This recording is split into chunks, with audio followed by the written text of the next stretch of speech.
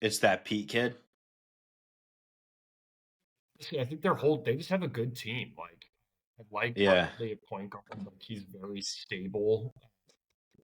And they've got like Tommy Lloyd always has like several big guys.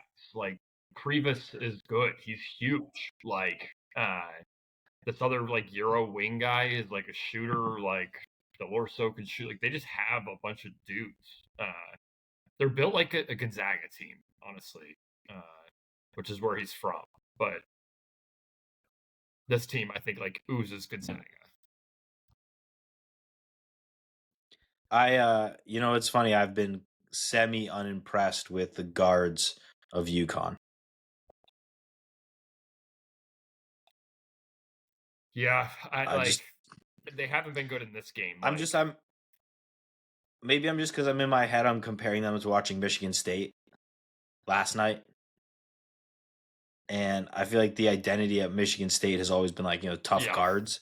And I kind of feel like it's been the same at UConn since Hurley's been there, of just like having like guards who are tough. They make shots. They just do the little things right. Like I do feel like they've been one of those programs, and that's one of the reasons I think they've been so successful. Right? Is like they've had Castle. Right? He was there.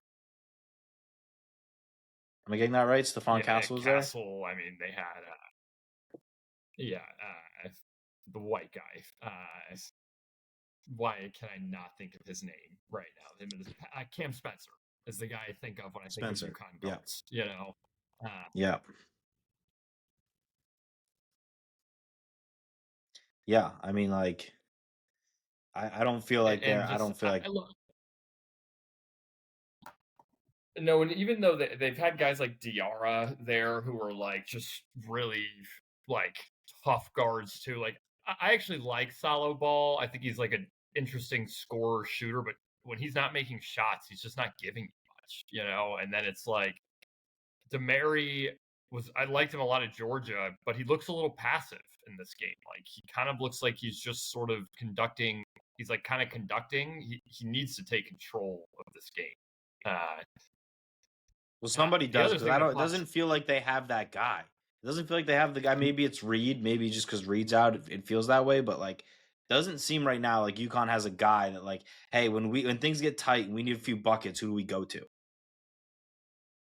yeah, I don't know if you have that answer with them right now.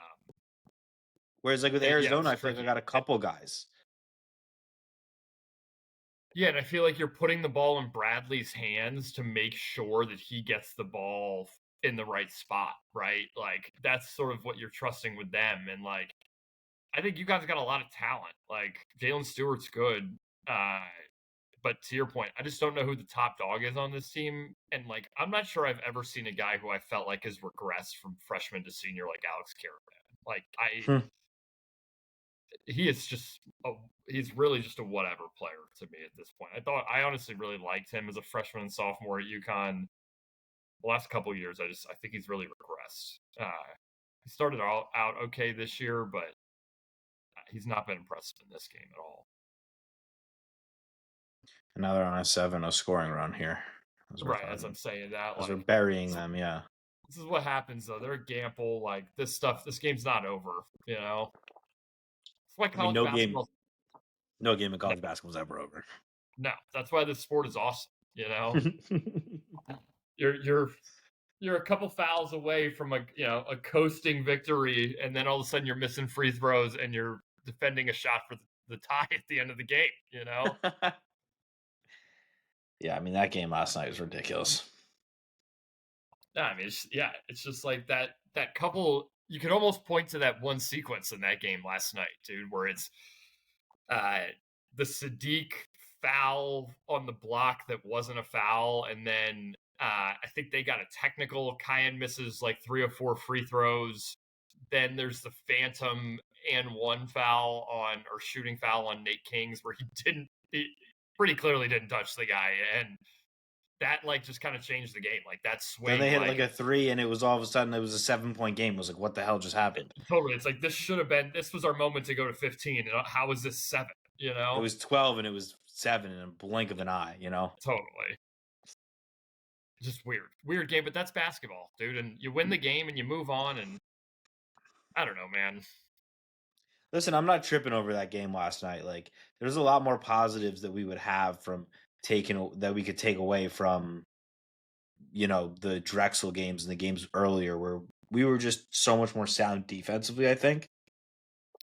Yeah, and I think Monmouth hit some shots last night, right? Like that kid Ray had the best game of his career last night. Yeah, Like but he, we also were maybe way looser last night than we were against the other teams. We didn't make it we that were. tough on him. I think we were, but that kid also hit some shots. I mean, we let him get hot because we weren't playing great defense, and then all of a sudden, when a guy gets hot, he starts making shots, and you're kind of you don't want to see it. You don't want a guy seeing an ocean, like it's just part of the game. But I mean, look, I we just should have worry never. with those small, speedy guards. I think that's going to be an Achilles heel for us. Yeah, we got to just have our guards just got to be alert. They got to be alert and understand who they're guarding.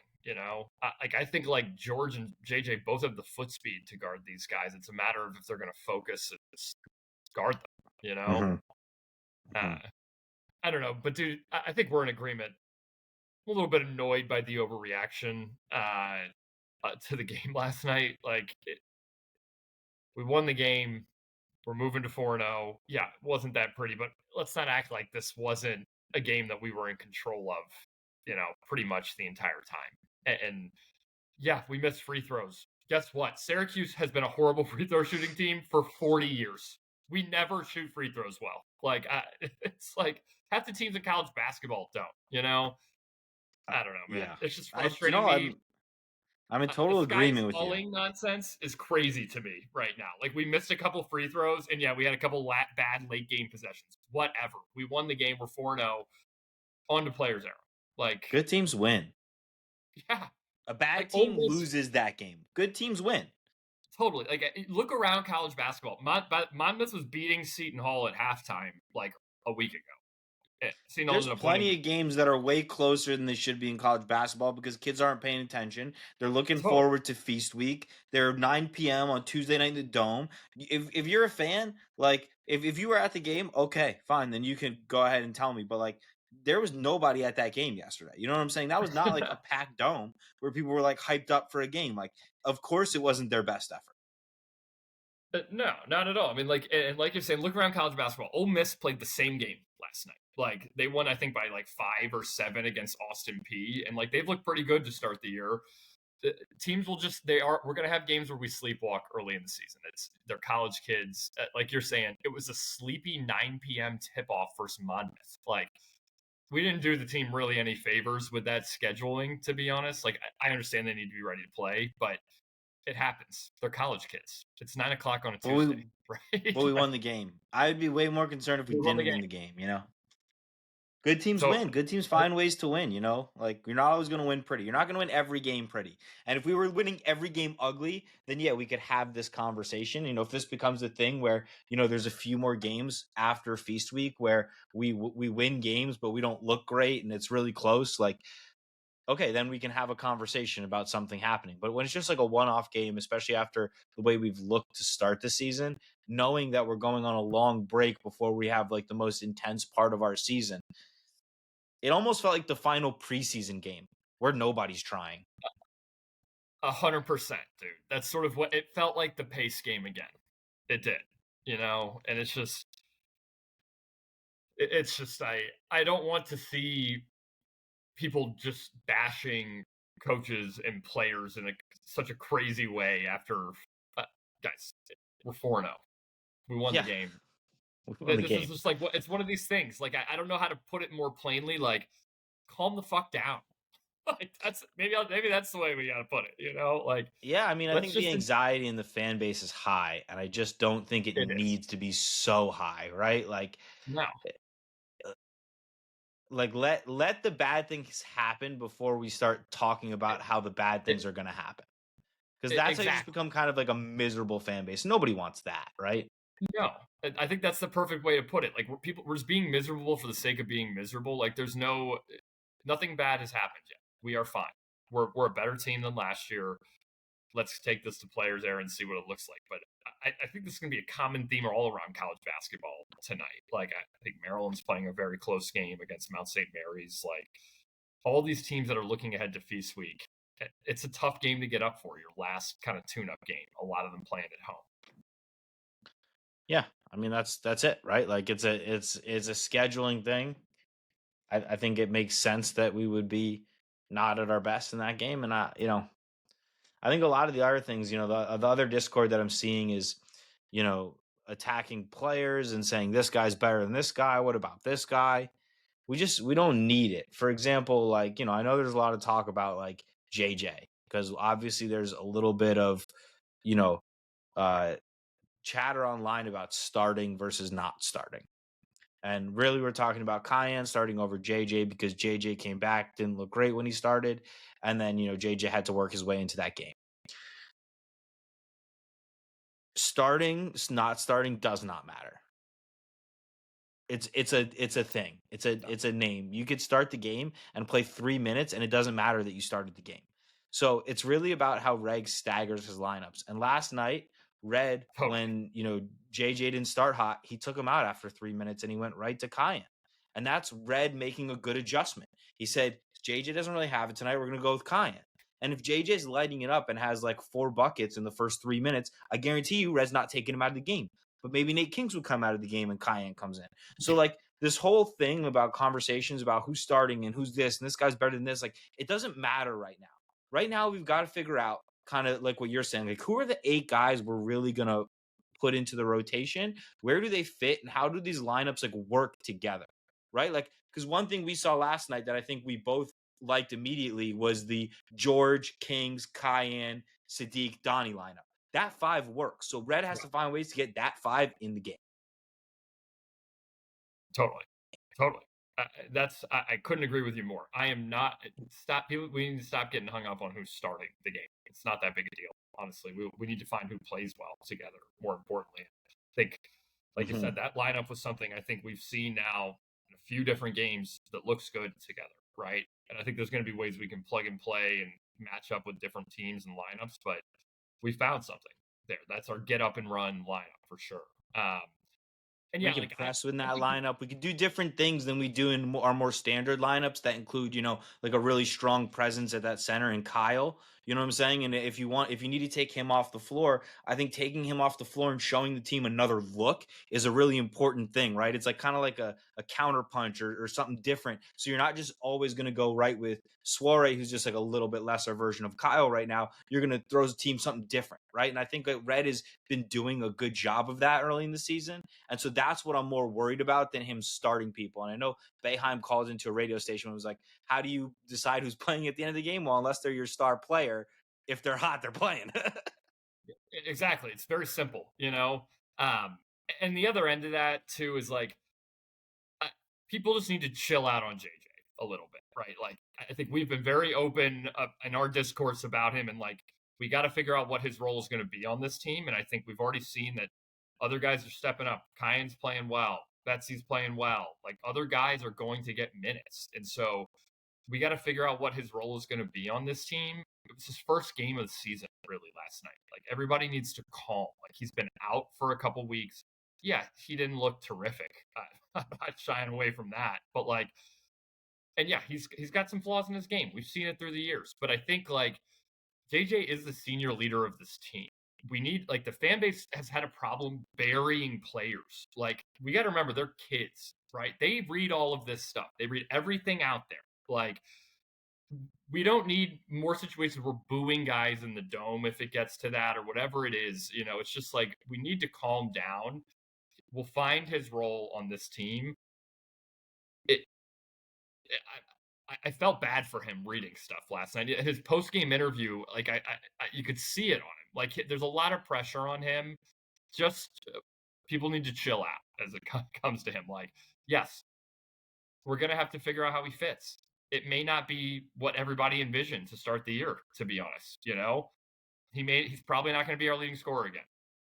Full stop. But it just we got to figure out what it's going to look like for him, and we got to be patient here. I mean, I think that's a great take, right? It's the right take. We don't want to be burying these guys. We don't. Like, No, and the other thing is, like you said, JJ did not play well last night. I think we know that. I think we're gonna hold JJ to high standards because we have high standards for what kind of player JJ could be, right? And I think both of us know that when JJ is on, he's pretty dynamic. And the one thing that I want to see is I want to see a lot of aggression with JJ getting to the hoop. And in the first half of that game, I didn't see any of it. But then the second half, there were moments where he really started to take the ball. He went to Yep. the hoop. He was moving around too, which is good. Like I don't need him taking 100 shots, but he can move around and move the ball and just slash towards the hoop. Like that's kind of the role I like for him and I want to see for him. And so his ball movement and off the ball movement was good at times in the second half, and it was pretty horrendous in the first half. And so I just hope that that continues to be something he works himself into as he gets more into game shape. I think that's a great call out, dude. You can tell where JJ's like mental space is, honestly, by how he's moving around. Like when he looks fast and he's like just being decisive out on the court and he's just trying to like put pressure on the defense whether he has the ball or not. You see it right away. You know he's going to be aggressive in that game. Like and you called out like there was moments in that second half. The three ball that he hit at the end like is the one that pops out to me even the most. It's like George came off that pick and roll. JJ like cut on the baseline, but it was like a really strong cut. Like he was looking for the ball and then squared around for the kick out there. Shot it so confidently, like he wanted the ball. He was looking to score if it touched his hands there, and like that's what we need. It's all about the aggression with JJ, uh, and we want him just wired to score. I want him wired to just think about putting the ball in the basket and nothing else. You know, Because I think, as you were saying, he's not going to be our leading scorer, and I think that's the luxury of the team we have this year. I mean, first of all, I think Donnie is probably going to be our yeah, leading scorer just because of his offensive versatility, and he's ready for that. It looks like he wants that yeah. role to be the number one guy on offense, and I just think he's ready for it. So I think he's probably our leading scorer. But then, we've been talking about it. Any given night, if this team's going to be good, any given night, it's going to be somebody different who's kind of doing that second and third role. Some nights it might be Nate Kings and Nate George. Some nights it might be Cayenne and JJ. Some nights it might be Cayenne and Kings. And you have guys who can make shots. You have guys who can score and fill it up. And some nights it might be Kyle. Look at the way he's playing. Some nights, who knows, who says Sadiq doesn't get better at shooting the three too, right? Like, so we have a lot of weapons on this team. So you don't need JJ to be the guy who's scoring every single night.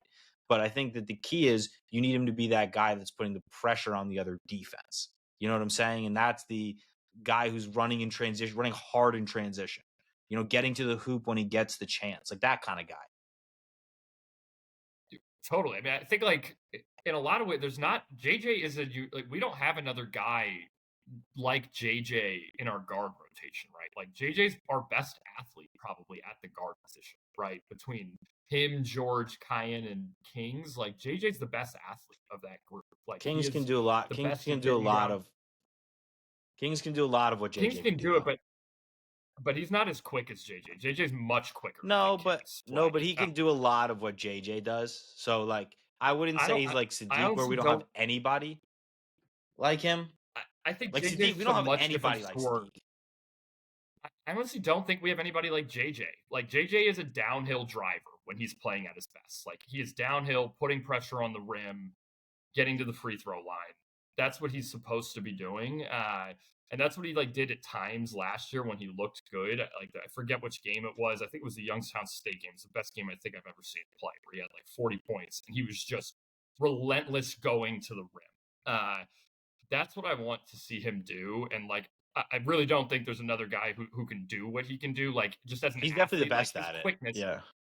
he can get by guys and just get to the rim, regardless of who's guarding him. And I want to make sure we just instill that in him. Like, don't worry about doing other shit. Just score. Like that's what you need to be out there on the floor and focus on defense. We've got another point guard. You don't have to worry about that this year. Yeah. And I think you're going to want him in lineups. The other thing about him is I think you're going to want him in lineups with a lot of shooters around him, right? So maybe it's him and Oh, Kyle totally. running pick and roll. And then you just have, Kings, Cayenne, Betsy, or Kings, Fennell, Betsy, like just different guys on the floor with him who could just be shooters all around him and just let him run pick and roll with Kyle. Cause I think that could be pretty dangerous with how athletic both those guys could be. I'd like to see a little bit of that at least. 100%, dude. 100%. Like the benefit of having all this shooting should be that JJ has open driving lanes. And I want to see a little. That's honestly something I'd like to challenge our guards just to do more of overalls. I don't think they're putting enough pressure on the rim, to be honest, right now. Like that, we need them to. You got to penetrate. Like that is how you break down a defense in basketball. Is you get the ball in the paint. We got to do that a little bit more from the guard position. It can't just be all force feeding the bigs. Totally. As Uconn makes an epic run back after we buried them. What's funny is I think Kyan is the guy who's been best at it this year. Yeah, Like, Kyan gets and to I the don't. hoop. I did not expect that at all. He's probably the guy who's been the most consistent getting pressure, like rim pressure of the guards. He And I does thought it in like a that's not as the same way as JJ though. He doesn't relentlessly attack the hoop. He has like those spin moves and power a little bit more. yeah, it's different for sure, but he's good. It's like a different kind of like it's more of a herky jerky to your point like power. He's got a nice kind of off rhythm way of getting to the rim, but he's effective with it, and he uses his size. I actually really like the way Kings. I like the way Kings gets to the rim because Kings is kind of crafty. He's like sneaky when he gets to the rim. He is that there's like because he's not he's a solid athlete. But yeah, he's really good at like positioning his body, and you Mm-hmm. never want to let a lefty Mm-hmm. get to his left hand. You know what I mean? Yeah. Because Yeah. that's what they're looking to do, and like it's the same thing in like every sport. Don't let a lefty go left. Like Right. Yeah. Totally. I've been impressed with him. This UConn game is getting crazy though. It's 3-point game now. oh, they're gonna win this game. You think so? Yes, Damn. Shooter. tie game. Oh, the big man. I've I- He's had I've a great he's had a great run I've here, watched Reedy. enough college basketball to know how I know how this game ends. I'd love it to be UConn by 6. Same.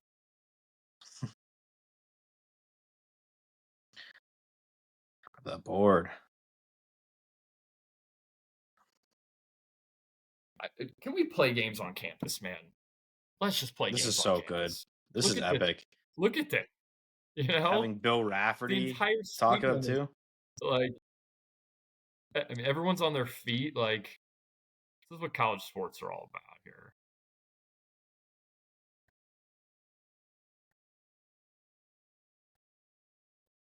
Huh.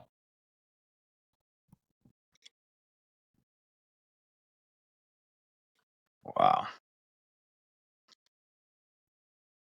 Kentucky's UConn still doesn't feel like it has a guard. Pete. No, what's actually funny is like I think Malachi Smith is their best guard right now. He's got to. They should keep putting the ball in his hands. He's And I 0. do. He's zero. He's the little guy. Yeah.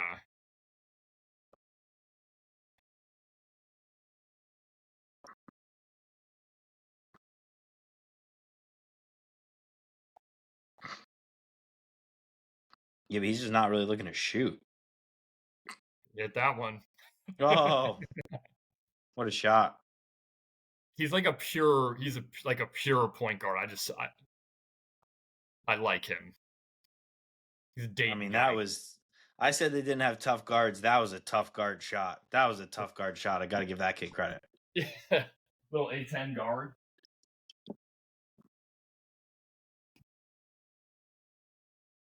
This Arizona Oh, UConn game is that's bad. nuts, dude. This is high level college basketball, dude. We're hitting feast week, man. Oh, I'm so excited about Feast Week, dude. One of the I'm most excited to bring the underrated weeks people of the. some. Oh, the sports calendar for sure, for sure. I think it's like one of the best weeks, not just because it's Feast Week, but because there's so much going on. As an NHL guy, like Thanksgiving time is when like you start to learn like who the good teams are, who the bad teams are. NBA, you've really got your guy, your season in full swing. College basketball, it's like the best part of, except for March, the best part of college basketball, in my opinion. Um, you've got the NFL obviously still rolling on. You've got college football, like in the college football playoff time. Like it's a great week of sports. It's why I hate traveling Yeah, on Thanksgiving. you got feast week into Thanksgiving football into like basically the best rivalry weekend of the year. You got Michigan, Ohio State that weekend. Like it's an epic sports week, honestly. And one thing that's for sure is I'm gonna watch a college basketball game in like a ballroom in the Bahamas and watch a team win a game and form an opinion that is wrong about that team from that game for an entire season. You know, Yep, like exactly, the amount exactly, of 100%. times I've watched like I couldn't even random school A win a game in the Bahamas and then they go 16-14 that season. Like it's like clockwork, dude.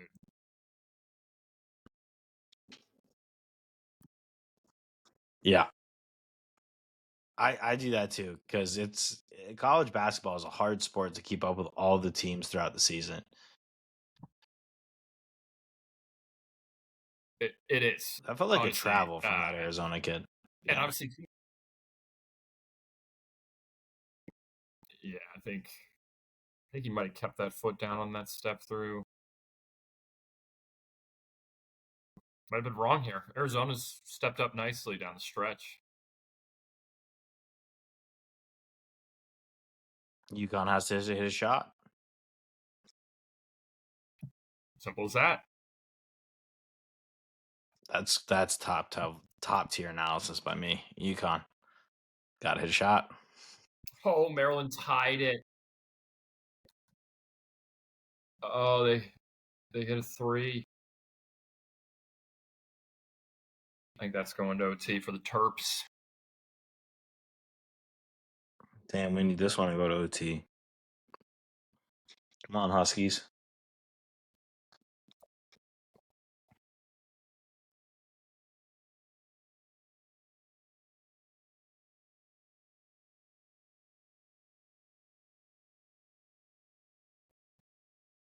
I do have the 5 for under. 14 is not I'll trade up. what I'm looking for. I think I'm gonna have to take the over in the next game. Damn Illinois. Just Yeah, it's gonna be a because. fun game. Yeah, it Honestly. has to happen. Yeah. It's what I'm gonna be rooting for.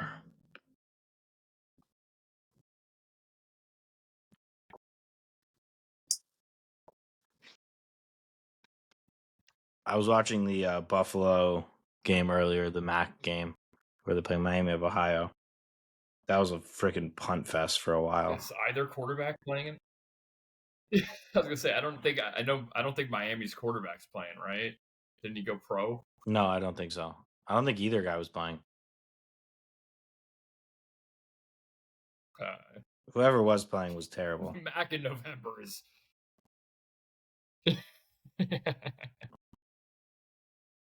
I mean, dumb shit happens, but still. Goodness. Oh, that should have been an and one, dude. You got to put that in. Come on, Reevy. I don't like going for two there. I think you got to shoot the ball there for three. Oh, brother. How do you blow that? You can't. Yeah, You but can't still, miss that. that was a bunny.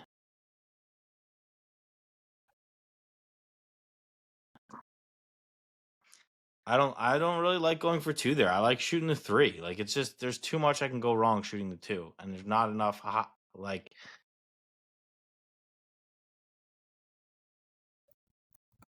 I'm they gonna got get the the ball to best their shot available, guy. 33% free I'm throw the shooter to get best them at quick the line. shot in that scenario. It's 2 or 3. I'm okay with either.